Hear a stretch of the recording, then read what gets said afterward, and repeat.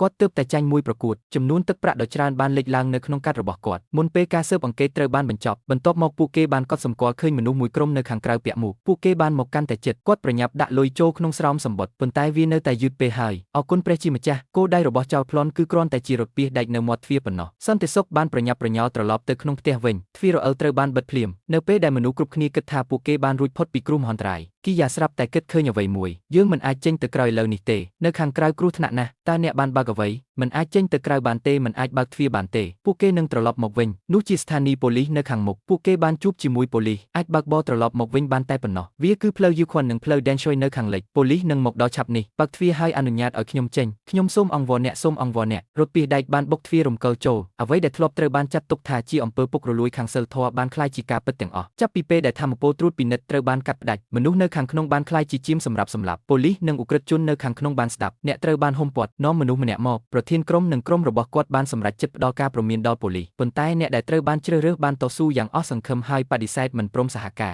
រមុខរបួសដែលត្រូវបានបិទបាំងនៅតែហូរឈាមចោលប្លន់ក្មេងជាងគេភ័យខ្លាចខ្លាំងណាស់គាត់ក៏សាំខ្លួនគាត់បានសង្កេតមើលឈុតឆាកនេះយ៉ាងយកចិត្តទុកដាក់បុរសនោះត្រូវបានអូសចេញខ្ញុំនឹងវាយអ្នកឲ្យស្លាប់ជួយសង្គ្រោះមនុស្សបានយ៉ាងឆាប់រហ័សច្រកទ្វារនេះគឺជាច្រកចេញតែមួយគត់របស់សហជីពបន្ទានចោលប្លន់ចង់រត់គេចខ្លួនដោយសុវត្ថិភាពមធ្យោបាយតែមួយគត់គឺបន្តធ្វើបាបចំណាប់ខ្មាំងការឈ្នះសិទ្ធិនិយាយនៅក្នុងការចរចាចុងក្រោយប្រហែលជាពួកគេមានការភ័យខ្លាចចំពោះអ្វីដែលពួកគេបានឃើញពីមុនគាត់មិនបានតស៊ូឬទប់ទល់ទេបន្ទាប់ពីត្រូវបានចាប់ខ្លួនទោះជាយ៉ាងណាក៏ដោយនៅពេលនេះសម្លេងមួយដែលគាត់ស្គាល់ច្បាស់បានលេចចេញមកមនុស្សនៅខាងក្នុងបានស្ដាប់ខ្ញុំជាប្រធានក្រុមស៊ើបអង្កេតព្រំទុនរបស់ទីក្រុងនាមត្រកូលរបស់ខ្ញុំគឺខៃខ្ញុំជាប្រធានប៉ូលីសព្រំទុនដែលទទួលបន្ទុកធ្វើការប្រកាសនៅខាងក្រៅច្រកទ្វារគាត់ជាបងប្រុសច្បងរបស់គាត់ប៉ុន្តែគាត់មិនបានសុំជំនួយទេគ្រានៃជីវិតនិងគ្រាស្លាប់គាត់បានលក់ខ្លួនទៅឲ្យខ្ញុំអាចយកអ្នកចេញពីកណ្ដាប់ដៃរបស់អារ្យបានអ្នករស់នៅមុនគេស្ដាប់ខ្ញុំនឹងនាំអ្នកចេញលោកគ្រូបានមកខ្ញុំដឹងថាគោលបំណងរបស់អ្នកមិនមែនធ្វើបាបមនុស្សទេដើម្បីធានាសុវត្ថិភាពរបស់ចំណាប់ខ្មាំងទំនិញប្រភេទនេះខ្ញុំកំពុងបង្ខំអ្នកថាមានរឿងអ្វីជាមួយខ្ញុ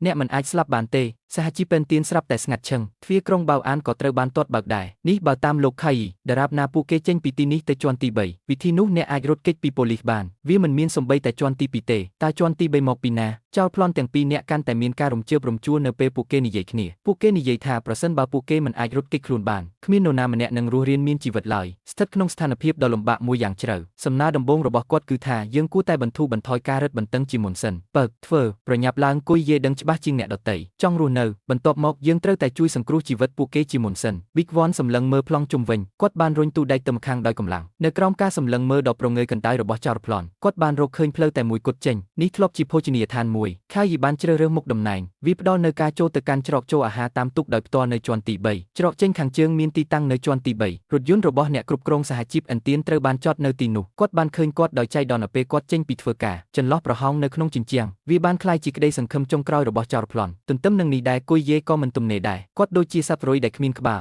លស្វែងរកគ្រប់ទីកន្លែងមេដែកនៅក្នុងកន្លែងដាក់ប៊ិចត្រូវបានប្រើសម្រាប់តាក់ទាញកាន់ក្នុងដៃបន្ទាប់មកទូដែកត្រូវបានរៀបចំតាមលំនាំធម្មតាពួកចៅបានសម្លឹងមើលផ្លូវរត់គេចខ្លួននៅពីមុខពួកគេដោយរំភើបមន្ត្រីប៉ូលីសបានសម្លឹងមើលសហជីពអិនទៀនដោយយកចិត្តទុកដាក់ដោយមានទឹកមុខព្រួយបារម្ភមានតែខៃនៅច្រកទ្វារប៉ុណ្ណោះតាមរយៈការផ្លាស់ប្ដូរការរៀបចំនៅលើទូដែកមើលរូបភាពធំពួកគេប្រកាសជានឹងដឹងថាអ្នកបាននាំមនុស្សពីរនាក់មកការពារទ្វារខាងជើងនៃអគារអ្នកទាំងពីរមកជាមួយខ្ញុំឆាប់តើអ្នកចង់បានអ្វីពីគាត់មិនបានឆ្លើយតបនឹងពាក្យរបស់ចោរប្លន់នោះទេពួកគេគ្រាន់តែបន្តផ្ទៀងផ្ទាត់វាដោយប្រើស្ទីកម៉ាញេទិកនៅពេលនេះគ្មាននរណាម្នាក់ចាត់ទុកខៃជីចំណាប់ខ្មាំងទៀតទេសូម្បីតែចោរប្លន់ក៏សង្ស័យថាពួកគេបានជួបប្រទះនឹងចោរប្លន់ម្នាក់ដែរពួកគេនឹងខឹងខ្លាំងណាស់រហូតដល់ស្លាប់បេសកកម្មតែមួយគត់របស់ប្រពន្ធនេះវាមានន័យថាបើកបោចូលហើយបង្ខំចិត្តឆ្លងកាត់ច្រកទ្វារខាងមុខរំខានដល់ផ្លូវបិទផ្លូវរបស់ប៉ូលីសមនុស្សដែលនៅសេសសល់បានឆ្លៀតឱកាសនៃភាពច្របូកច្របល់នេះឡើងទៅលើជាន់ទី3ពីច្រកចូលទូកពេលដែលរថពាសដែកបានបើកកាត់ពីច្រកទ្វារខាងជើងមន្ត្រីប៉ូលីសដែលឈរជើងនៅទីនោះនឹងដេញតាមរថយន្តរបស់ពួកគេដោយជិះមិនរួចបន្ទាប់មកពួកគេបានប្រើប្រាស់ភាពខុសគ្នានៃពេលវេលាដើម្បីទៅដល់ជាន់ទី1ជាចុងក្រោយគាត់បានបើកឡានចេញទៅដោយស្ងប់ស្ងាត់នៅក្នុងឡានរបស់អ្នកគ្រប់គ្រងភាពជាប់គាំងមួយដែលនឹងត្រូវបរាជ័យគាត់បានគ្រប់គ្រងដើម្បីធ្វើឲ្យវារស់ឡើងវិញបានយ៉ាងងាយតើអ្នកធ្វើអ្វីឲ្យប្រាកដដាក់ឈ្មោះថាវិកតគាត់ឈ្មោះគុយយេគ្រូបង្រៀនដែលគ្មានប្រយោជន៍ម្នាក់ដែលតែងតែត្រូវសិស្សធ្វើបាបទោះបីជាគាត់ឈ្នះពានរង្វាន់ជាច្រើននៅក្នុងការប្រកួតផ្សេងក្នុងរយៈពេលប៉ុន្មានឆ្នាំមកនេះក៏ដោយប៉ុន្តែពួកគេមិនដែលត្រូវបានគេគោរពឡើយសូមអញ្ជើញលោកគ្រូខៃឲ្យនិយាយពាក្យពីរបីម៉ាត់ឧត្តមសេនីយ៍ជាងនឹងគ្រូគុយម មិនពូកែនិយាយទេគ្មាននរណាម្នាក់ពិតជាយកចិត្តទុកដាក់ចំពោះអារម្មណ៍របស់គាត់ទេសូម្បីតែពានរង្វាន់ដែលឈ្នះដោយសារជំនាញផ្ទាល់ខ្លួនក៏ដោយលើកនេះគាត់ក៏ត្រូវបាននាយកសាលាឃុំខ្លួនដោយបង្ខំផងដែរតើខ្ញុំអាចយកពានរង្វាន់បានទេខ្ញុំចង់យកវាទៅផ្ទះដើម្បីឲ្យកូនប្រុសរបស់ខ្ញុំអាចមើលឃើញពានរង្វាន់នេះមិនល្អគ្រប់គ្រាន់ទេយើងនឹងត្រូវការវាសម្រាប់ថតរូបជាក្រុមនៅពេលក្រោយចុះប្រាក់រង្វាន់វិញប្រាក់រង្វាន់ត្រូវបានប្រគល់ជូនសាលារៀនកុំភ្លេចថាការឈ្នះជើងឯកបានធ្វើឲ្យអ្នកមានភាពក្រអឺតក្រទុំអ្នកបានឈ្នះជើងឯកនោះក៏ជាអ្នកស្ម័គ្រចិត្តដែរថ្ងៃនេះជាថ្ងៃកំណើតកូនប្រុសរបស់ខ្ញុំដោយគ្រាន់តែចំណាយ 19.5 យន្តអ្នកអាចទិញអាហារ KFC បានហើយអ្នកនឹងទទួលបានតុក្កតាប្រដាប់ក្មេងលេងដែលរួមបញ្ចូលនៅក្នុងកញ្ចប់សម្លឹងមើលការបូបលុយទេនៅក្នុងដៃរបស់ខ្ញុំគាត់សម្រេចចិត្តចំណាយលុយដើម្បីកូនប្រុសរបស់គាត់ដូច្នេះគាត់បានទៅសហជីពពេនទៀងបន្ទាប់ពីទទួលបាន 700 ខ្ញុំក៏ប្រញាប់ទៅទិញ KFC ភ្លាមនោះរថយន្តសេដានពណ៌ខ្មៅមួយគ្រឿងបានបើកចេញពីផ្លូវតូចយ៉ាងលឿនដោយមិននឹកស្មានដល់ភីគីមខាងទៀតបានប្រែក្លាយទៅជារឿងអាក្រក់ហើយចោទប្រកាន់ពួកគេគាត់បានមើលទៅឡានហើយនឹកឃើញមុខអ្នកគ្រប់គ្រងខ្ញុំក៏ចាំពេលវេលាដ៏អាម៉ាស់នេះដែរខ្ញុំបានត្រឡប់មកផ្ទះវិញដោយក្តីរីករាយយ៉ាងក្រៃលែងដើម្បីអបអរសាទរខួបកំណើតកូនប្រុសរបស់ខ្ញុំបានហៅច្រើនដងហើយតែនៅតែគ្មានការឆ្លើយតបម្ដាយរបស់គាត់បានទុកកំណត់ចំណាំមួយនៅលើតុឲ្យគាត់វាបានបង្ហាញថាបងប្រុសច្បងបានទៅយកពួកគេមុនដោយមានអារម្មណ៍ធ្លាក់ទឹកចិត្តខ្ញុំក៏ប្រញាប់ទៅផ្ទះបងប្រុសខ្ញុំសំឡេងសើចសប្បាយនិងសំឡេងរីករាយបានបំពេញបន្ទប់បើប្រៀបធៀបទៅនឹងភាពក្រីក្រខាំងកំណាព្យរបស់គាត់ខៃវីដែលជាបងប្រុសច្បងពិតជាអ្នកឈ្នះក្នុងជីវិតមែនគាត់ទើបតែបានចូលរួមចំណែកយ៉ាងល្អហើយបានឡើងឋានៈគាត់គឺជាតួឯកដែលមិនអាចជំនួសបាននៅក្នុងក្រសែភ្នែករបស់មនុស្សគ្រប់គ្នាដែលមានវត្តមានប្រធានក្រុមរបស់យើងគឺជាមីងវីនារីម្នាក់ម្ដាយវីរភាពមែនហើយប្រធានក្រុមខៃអ្នកពិតជាអស្ចារ្យណាស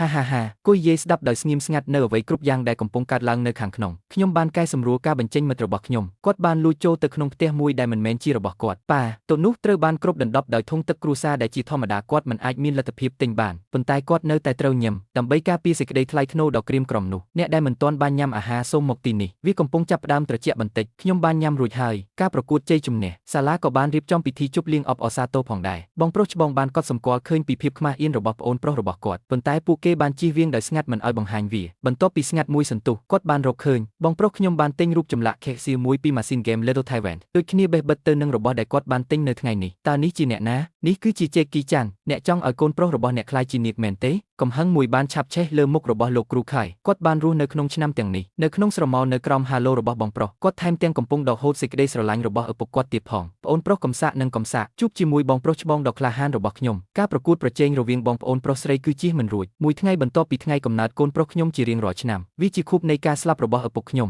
បងប្រុសរបស់ខ្ញុំមិនដែលចូលរួមពិធីបុណ្យសពក្នុងរយៈពេលប៉ុន្មានឆ្នាំមកនេះទេមានតែថង់លុយខ្មោចមួយប៉ុណ្ណោះដែលត្រូវបានដុតសូម្បីតែចំនួនទឹកប្រាក់ដែលបោះពុម្ពលើក្រដាសប្រាក់ពួកគេទាំងអស់សុទ្ធតែថ្លៃជាងគាត់ទៅទៀតគួយយេមិនអាចទប់ចិត្តបានក្រៅពីត្អូញត្អែអំពីការប្រព្រឹត្តរបស់បងប្រុសនាងចំពោះនាងអេរិយាបថរបស់ឪពុកទោះជាយ៉ាងណាក៏ដោយម្ដាយបានព្យាយាមធ្វើឲ្យអ្វីដំណើរការទៅដោយរលូនសម្រាប់កូនប្រុសច្បងរបស់គាត់យ៉ាងណាមិញនាងទើបតែសម្រាលកូនប្រុសម្នាក់ដែលជាប្រធានប៉ូលីសព្រមទន់វាជារឿងធម្មតាទេដែលរវល់ពេកមិនអាចចេញទៅណាបានប៉ុន្តែខៃយីមិនយល់ឃើញដូច្នោះទេឡានក្រុងទី2ចាំមើលថាតើគាត់មកឬអត់នេះជាព័ត៌មានលម្អិតមួយនោះជាកូនស្រីរបស់ខៃវីតាមពិតទៅនាមត្រកូលរបស់គាត់មិនមែនជាខៃទេផ្ទុយទៅវិញនាងបានយកនាមត្រកូលរបស់ម្ដាយនាងវាមិនពិបាកមើលពីចំណុចនេះទេសមិទ្ធផលរបស់ខៃវីនឹងថ្ងៃនេះតាមពិតទៅគាត់និងអ្នកបកប្រែរបស់គាត់បានទៅដល់ឋានសួគ៌វាមានទំនាក់ទំនងច្រើនជាមួយឪពុកក្មេករបស់គាត់ប្រញាប់ឡើងលោកតាកូនប្រុសបានដួលដោយចៃដន្យហើយរងរបួសការបាក់ឆ្អឹងសរសៃពួរនិងឆ្អឹងនៅជើងខាងស្ដាំដែលបាក់ជាបំណែកតែគោដែលត្រូវការសម្រាប់ការជួសជុលតម្លៃវះកាត់គឺខ្ពស់គួរឲ្យភ្ញាក់ផ្អើលផលិតផលក្នុងស្រុកនាំមុខគេនាំចូលចំនួន 30,000 នៅសម័យនោះ 30,000 យន្តមិនមែនជាចំនួនតិចតួចទេមិននិយាយពីគាត់ទទួលបានប្រាក់រង្វាន់តិចតួចពី Djokovic គ្មានវិធីណាដើម្បីមានលទ្ធភាពបង់ថ្លៃសេវានេះទេប៉ុន្តែរបស់ដ៏មានតម្លៃតែមួយគត់ដែលគាត់មានគឺអ្វីដែលនៅសល់គឺរង្វាន់ដែលខ្ញុំបានឈ្នះក្នុងការប្រកួតប្រជែងក្នុងរយៈពេលប៉ុន្មានឆ្នាំមកនេះចូលនិយាយថា 1,500 ស្រាមួយដប់នេះតែមួយដប់មានតម្លៃ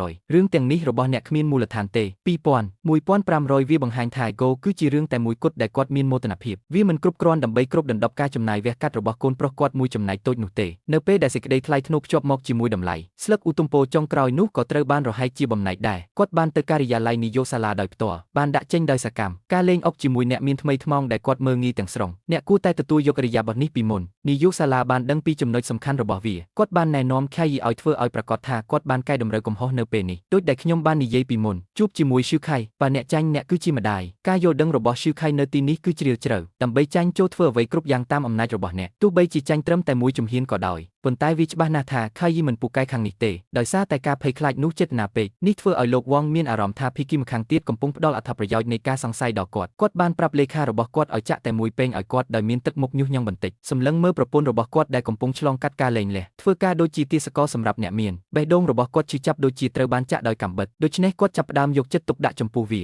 មិនយូរប៉ុន្មានលោកវាងចាប់ផ្ដើមរអាក់រអួលការធ្លាក់ចុះនៅលើក្តារអុកគឺជាក់ស្ដែងឃើញបែបនេះនាយកសាលាចាងដែលនៅក្បែរគាត់ប្រញាប់ប្រញ័រប្រើជើងរបស់គាត់ដើម្បីរំលឹកគាត់ម្ដងហើយម្ដងទៀតគាត់ត្រូវបានគេធ្វើកាយវិការដើម្បីកុំឲ្យវង្វេងនៅពេលនេះខៃយីក៏ច្បាស់ណាស់ដែរនៅក្នុងហ្គេមនេះខ្ញុំនឹងចាញ់ច្រើនជាងហ្គេមខ្លួនឯងទៅទៀតហើយសេចក្តីថ្លៃថ្នូរនោះដែលហៀបនឹងត្រូវលក់ចេញក្នុងតម្លៃថោកល្អលោកវាងភាពមិនច្បាស់លាស់របស់អ្នកពិតជាអស្ចារ្យណាស់ហាលោកគ្រូគុយបានចាញ់យ៉ាងស្រស់ស្អាតចូលយើងនិយាយអំពីកណេរបស់គ្រូខៃផ្ទេរថ្លៃសិក្សាទៅគាត់អង្គុយរងចាំដោយអន្ទះសារនៅច្រកចូលសហជីពឥនទៀងមិនយូរប៉ុន្មានខ្ញុំបានទទួលថ្លៃសិក្សាដែលផ្ទេរដោយភរិយារបស់ខ្ញុំស៊ូហ៊ូតើ11,800 យុនមានតម្លៃប៉ុន្មានគាត់បានលេងអុកពេញមួយជីវិតរបស់គាត់ហើយឈ្នះត្រឹមតែ1,500ប្រកួតប៉ុណ្ណោះប៉ុន្តែលើកនេះទោះបីជាចាញ់ក៏ដោយក៏គាត់ទទួលបានប្រាក់ចំនួន10,000 យន់ទោះបីជាមានភាពហួសចិត្តបន្តិចក៏ដោយ